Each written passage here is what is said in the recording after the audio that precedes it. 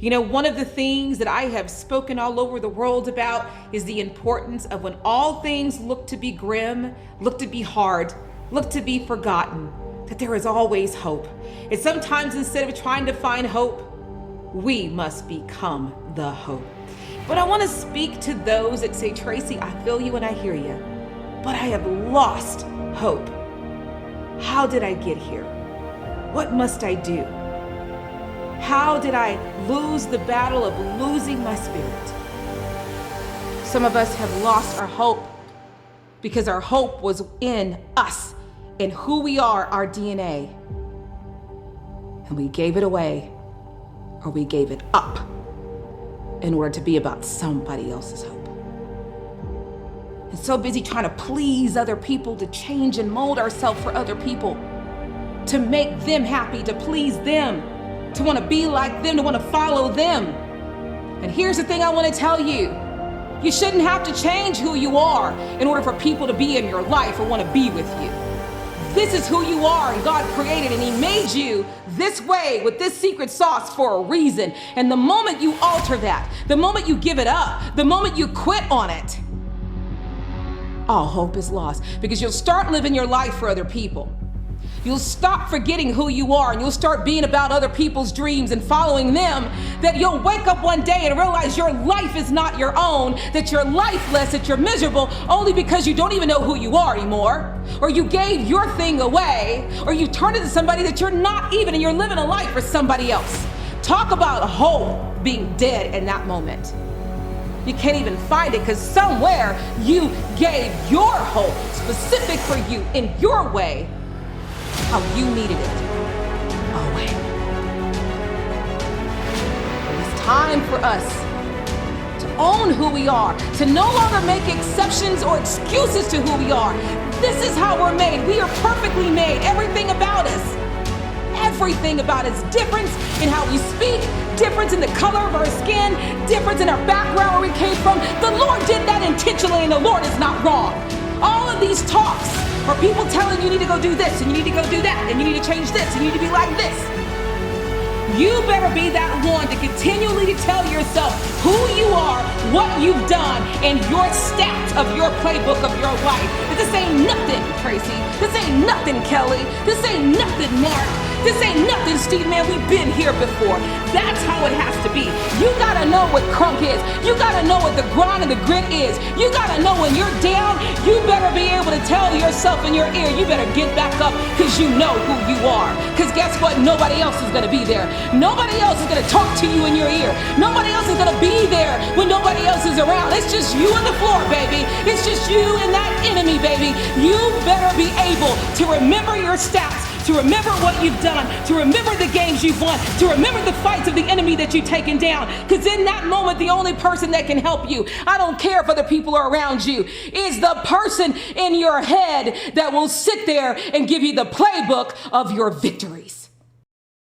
I am all about hope. Man, if I ever feel down, I am waking up and I'm mad. I'm like mad because I am not going to stop until I get back to my good. As my daddy said, we got to get to the good. I got to get back to my good spot of hope. We have lost hope. And I want to read this word for word, is because we have chosen, or we've stayed, and we have surrounded ourselves and are hanging out with the hopeless cause crew.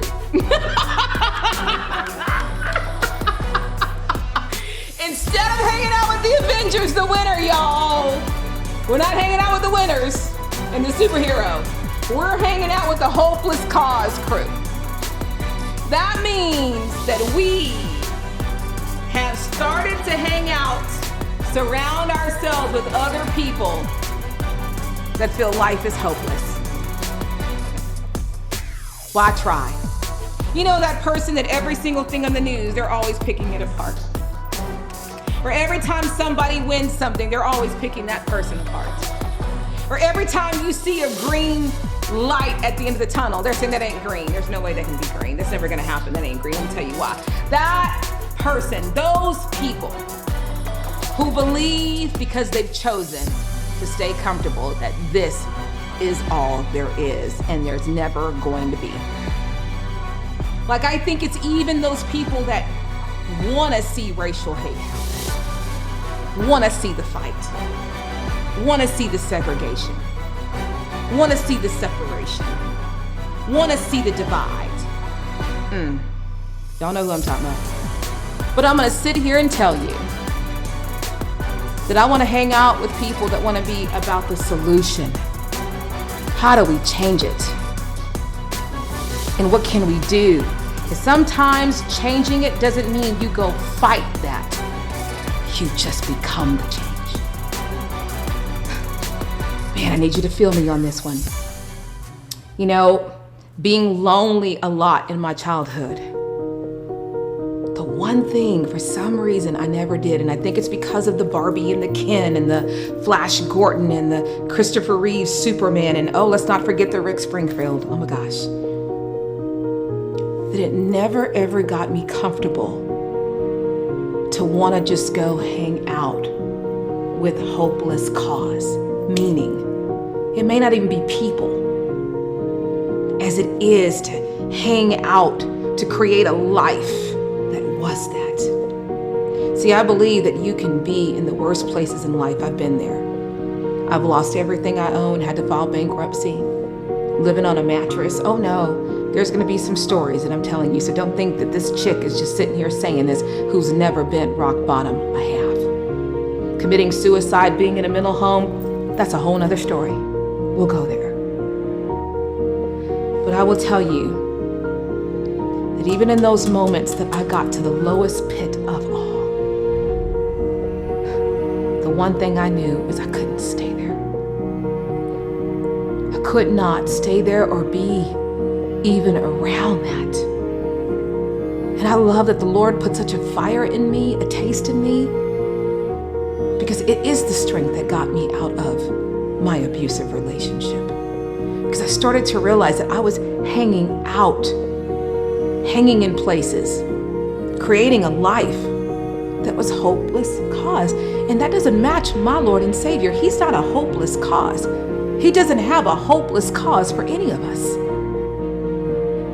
Some of us are hanging out with people that have no aspirations, that have no dreams, that could care less to go make a difference in their life, to go shoot for things, to set goals and achieve it, to provide for their family, to get an education, to do something big, to be about others, to serve others, to be about victory, to be about blessings, that have that they've got a bad attitude, always sour and nitpicking, always making excuses for things, always saying that there's a reason why they're in this spot and they can't get out. I cannot tell you how some of us have lost hope because we're hanging out in places or with people where there is a hopeless cause. And I'm not talking about the homeless. So I'm going to sit here and tell you the homeless, there's no hopeless cause there with the homeless. Because we get to be the hope for them. And if you've ever talked to a homeless person, because I have, where they are beat down and destitute and don't know how they're going to make it to the next day, the one thing I love about a hopeless person is they will always open their mouth and say something that is so profound and so beautiful, even in the moment of their destitution, which makes you want to give them everything you have. I'm not talking about that. I'm talking about people that have the ability to do things in their life and they choose not to. People that sit on their couch. People that all they do is watch TV and complain. They're not a contribution to society, don't want to be. And all they do is just devalue people's lives or a community or a future. That's what I'm talking about. They do not want to face that fire and grow. And don't get me wrong, I'm not talking about people who need help with welfare. I'm not talking about that. Let's get this clear right now. Because you can start doing hate mail to me all you want to, but I want to make it clear, and then you choose to hear what you want to hear. I'm not talking about those people. I'm talking about the ones that have a job. I'm talking about the ones that at least are making whether it's paycheck to paycheck. I'm talking about the ones that are choosing to constantly be about negative, where you see the Lord working in their life, or you know that there's things happening to them, or you have good things happening to them, but they always want to shoot it down. I'm talking about the mindset. I'm talking about how they look at life. I'm talking about how they are. See, I've been there where I did try to commit suicide. I felt like all hope was lost. But I never, ever, ever promoted to other people or tried to take other people down or tried to get people not to see hope or believe. It was a battle I was having within myself. Sometimes, if we're not hanging out with people that are really trying to make it, that are trying to do big things, that are trying to achieve greatness, to add value to the world, to serve the world, to help the world, to be positive, to be loving, be about love, to receive and accept people, to give to other people, to help other people, they're just sour and they're negative. They're the ones that every single thing, they're the ones there on the Facebook feed, beating people up that are trying to do things great, picking things apart, the most ridiculous things of all. I remember there was a girl that was going live because she just wanted to sing and bless people with a song that day. And there were people on there that were picking her apart with how she looked, her hair, how she sounded, that couldn't see the beauty in what she was doing, couldn't be about her, couldn't celebrate her, couldn't praise her. It was ugly. That's who I'm talking about. And for some of us, we are surrounded around people like that. We are surrounded around people that if we're not careful, instead of serving those people and helping those people and helping them get up and get going, we become it. And sometimes, and I've been there, for me, it's even been friends and family where I've had to put certain people at a certain distance just because of how they affect me. How they talk, how they think, what they say, that even in a moment of celebration, they're the one that always wants to poke at the balloon or blow it up or be negative or use it as a moment to try to tear you down versus celebrating you to build you up. That's what I'm talking about. So you must check who you are surrounding yourselves with.